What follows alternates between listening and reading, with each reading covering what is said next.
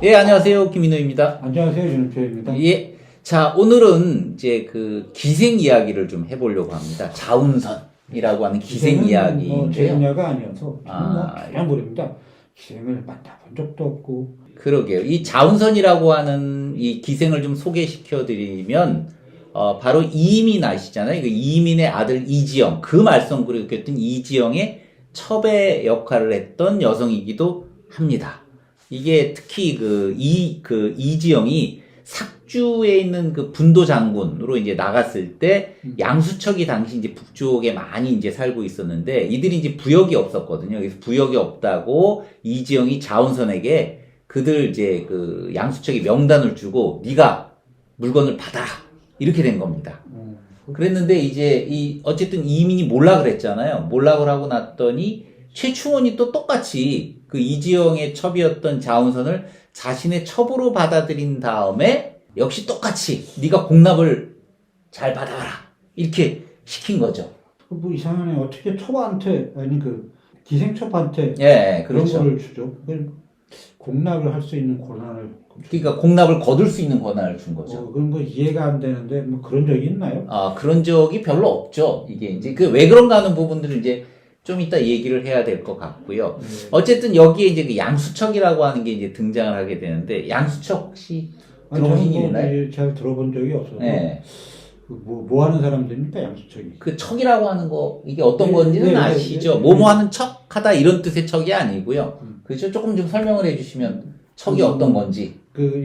뭡니까, 천한 일을 많이 하는 사람들. 예. 천한 일을 하는 사람들. 사실은 양민이죠. 신문은 양민인데, 예. 천한 일을 하는 사람들. 그러니까 옛날에는 뭐 신양역천, 그러니까 신양역천이라는 말은 이제 물론 이제 고려말 조선에서 그 혼입된 개념이지만 하는 일이 굉장히 그 천한 사람들에 대해서는 특별하게 이제 뭐 쟁이 그런 것처럼 이게 붙여주는 거죠. 어떤 칭호라고 할 수가 있죠. 그렇죠. 예. 그래서 무슨 척 되는데 이 양수척이라고 얘기하는 이 양수라고 얘기하는 것 자체가 그 양이 버드나무잖아요.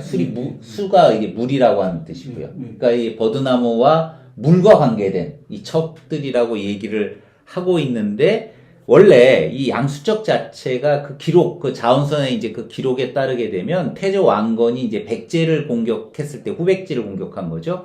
그때 굴복을 안 했던 사람들, 그 사람들 자체의 후손을 양수척이라고 보통 얘기를 하는데요. 이 사람들 직업이 뭐였냐면 항우석에 이제 자리를 잡고서 농사를 짓는 게 아니고 주로 이제 사냥, 그 다음에 이제 사냥만 갖고는 벌어먹고 살기가 힘드니까 뻔하죠. 뭐 사냥 외에 이 버드나무를 이제 이게 잘 휘어지거든요. 그 버드나무 그걸 갖다 이제 이 줄기를 잘라다가 그걸로 이제 고리라고 해서 그릇을 만드는 거예요.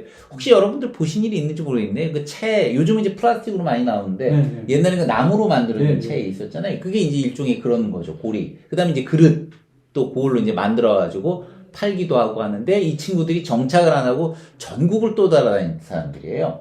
그래서 쭉 돌아다니는데 이게 뭐 후백제의 후손일 수도 있을 것 같긴 한데 제가 볼 때는 뭐 이제 그 고려가 초반기부터 여진이나 뭐 거란하고 무슨 전쟁이나 이런 걸 쭉 했었잖아요.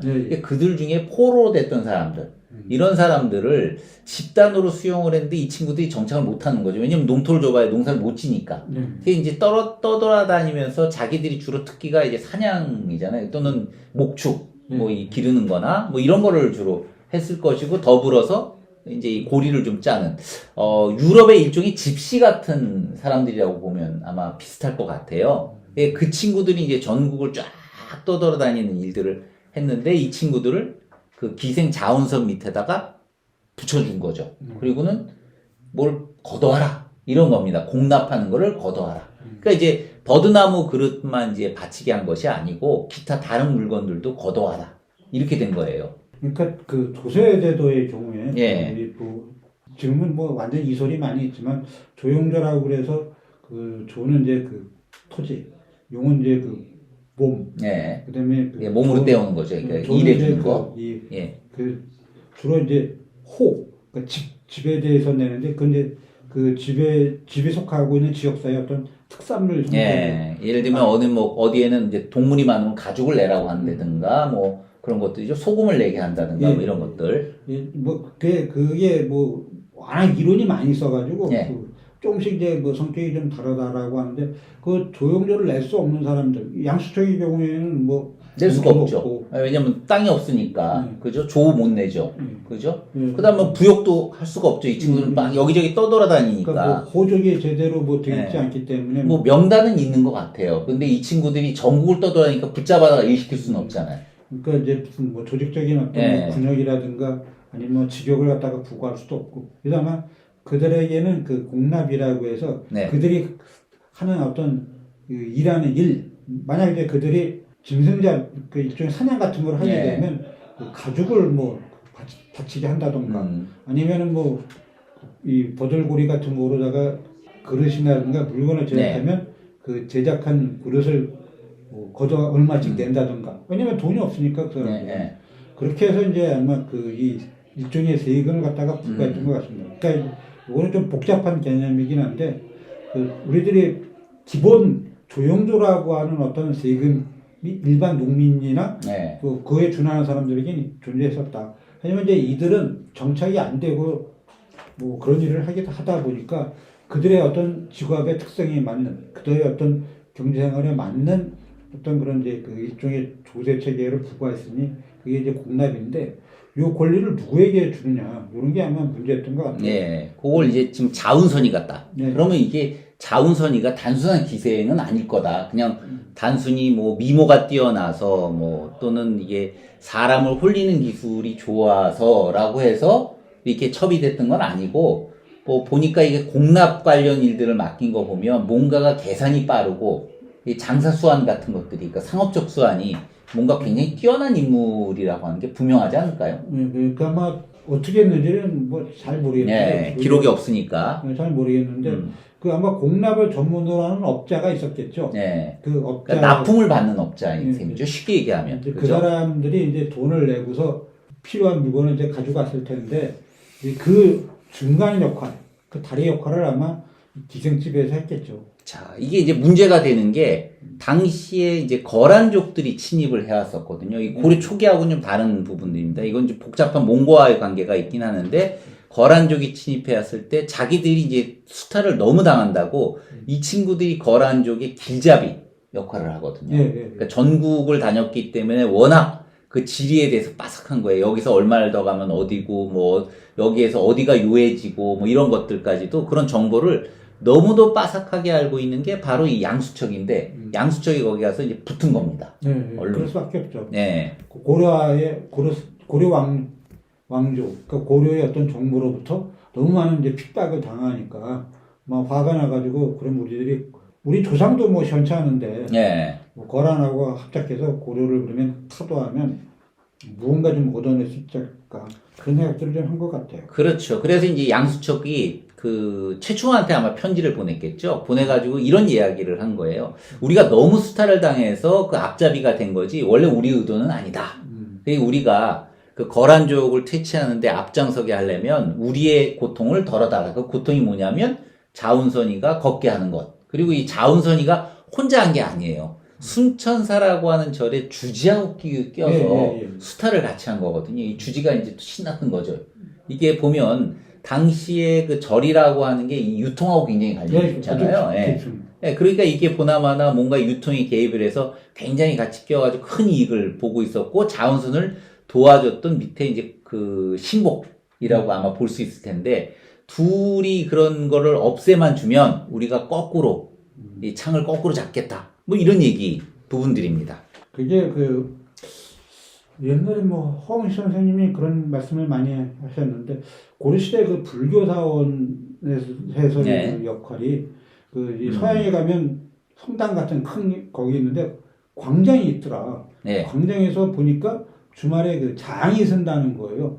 왜 광장으로 모든 사람들이 모이죠. 예. 그러니까 거기다가 이제 장사를 갖다가 네. 설치하는데 그 권한이 주지에게 있다는 거예요. 누구를 어떻게 받아들이고 그 장을 어떻게 배치할까. 그럼요. 뭐 주지가 다 하는 거죠. 그러니까 이제 주지라고 하는 게 죄송합니다. 주교가 이제 관할을 하고 근데 있는데 절도 마찬가지예요. 네, 거기 절은- 절 마당에서도 그렇게 장사를 하거든요. 열리거든요. 열릴 수밖에 왜냐면 없는 제가 있는 날 모인단 말이죠. 사람들이. 쫙 모이니까 특정한 제가 있는 날에. 요새는 이제 그 포양마차 이 부대가 쫙 나가지만 예전에는 그 상인들이 직결할 수밖에 없어요. 네. 그래서 거기서 어떻게 배치하느냐가 이제 주제가 중요한데 그때 많이 사는 게 뭐겠습니까? 이 그릇 같은 종류 아니겠어요? 이거는 뭐 그렇다고 뭐 이 풍민들이 무슨 뭐 고려에서 유명한 자기 이걸 쓰겠습니까? 뭐 말도 안 되는 이야기죠.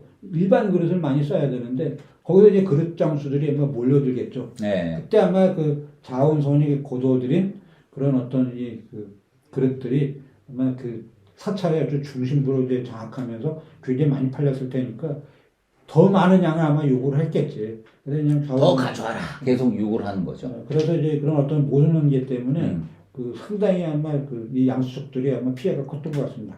이게 머리가 양수척들도 좋은 게 최충원하고 싸워서 네. 최충원이 이길 수는 없어요. 그렇죠. 중앙정부를 어떻게 이겨야지 본인들이. 그러니까 최충원한테 그 흘리는 거야.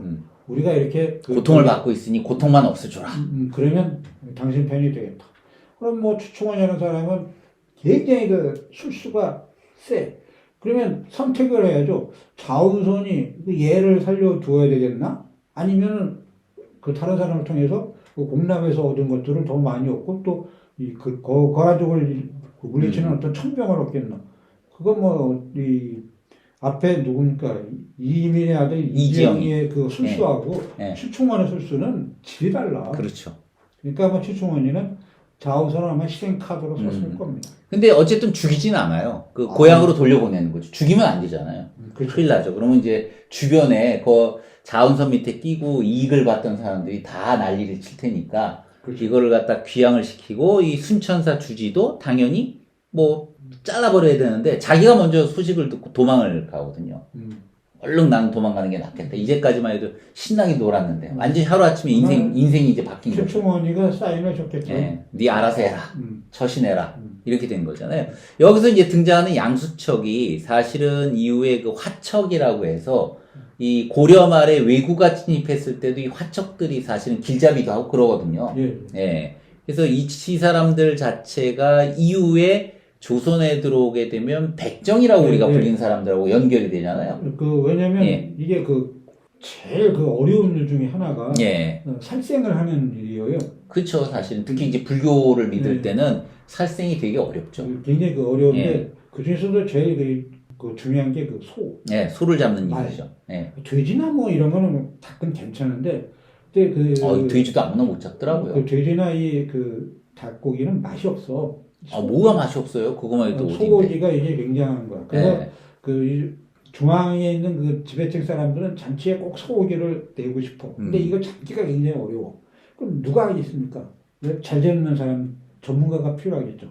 보니까 이 양수척들이 이 고리나 하면 뭡니까? 이 벼는 이 버드나무 뭡니까? 요게 잘라가지고 하는 뭐 그런 걸 굉장히 잘해. 그러니까 그것뿐만 아니라 이제 사냥하고 목축을 했기 때문에 이 사람들 자체가 짐승 잡는 법을 아는 거예요. 그러니까 짐승을 잡을 때 조금 끔찍한 얘기지만 이게 급소를 노려야 이게 이제 해결이 되거든요. 그래서 이 잡는 법을 아는 사람들이 이 화척 같은 사람들밖에 없는 거죠. 그렇죠.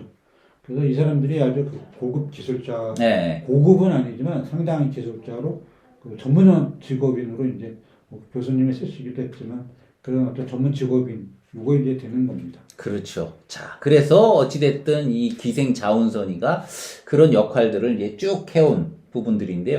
어떻게 우리도 한번 기생 랭킹 뭐 이런 거 한번 해야 되나요? 그 자신 없으시죠? 네, 임원장님과 하십시오. 임원장님이 전문 분야이시니까요. 임원장님이 전문 분야 아니신 것 같아요. 전쟁사 하는데 뭐 전쟁과 기생은 뭐 밀접한 관련이 있지 않겠습니까? 그래서 하여간 역사의 기록 속에 이름을 남긴 최충원 시대니까 아마 이런 일이 벌어졌을 텐데요. 유명했던 기생 자운선입니다. 뭐 귀향을 했으니까 그 뒤로부터는 뭐 조용히 살았겠지만 돈은 많이 벌었을 테니까 아마 마지막까지 잘 살았을 것 같은데요. 글쎄 자신이 없습니다. 어려운 문제라. 역시 어려운 문제다. 예. 그럼 오늘의 교훈.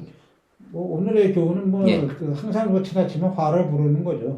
적당히 먹었어야 되는데. 적당히 해야 되는데. 근데 어떻게 보면 제가 볼 때는 최충원이 자운선한테 일부러 시킨 것 같아요. 노하우를 갖고 있기 때문에 걷는 노하우를. 그래서 자운선을 시켜서 철저하게 자기도 이익을 취하기 위해서, 개인적인 이익을 취하기 위해서 일부러 자운선을 첩으로 만든 것 같거든요. 그래서 이거 노하우를 이용해서 순천사 주지까지 붙여서 철저하게 어쨌든 걷어오자. 뭐 이랬던 것 같은데, 그렇다면 뭐 예. 최충환이라는 사람은 엄청나네요. 예, 역시 최충원한테 배워야 된다. 역시 이런 일은 모르겠어요. 여성들도 굉장히 잘한다. 뭐 이게 오늘의 교훈이 아닐까 저는 싶습니다. 예. 예, 그럼 또 다음 시간에 뵙겠습니다. 감사합니다. 감사합니다.